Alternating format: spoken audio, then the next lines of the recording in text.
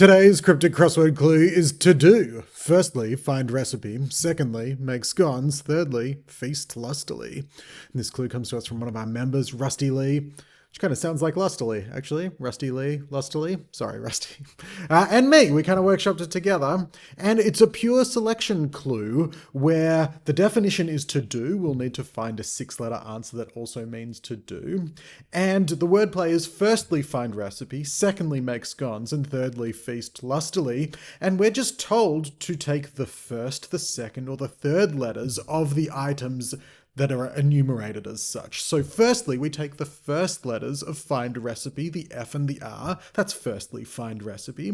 Then the second letters of make scones. That's secondly, make scones, the A and the C. So we've got FRAC.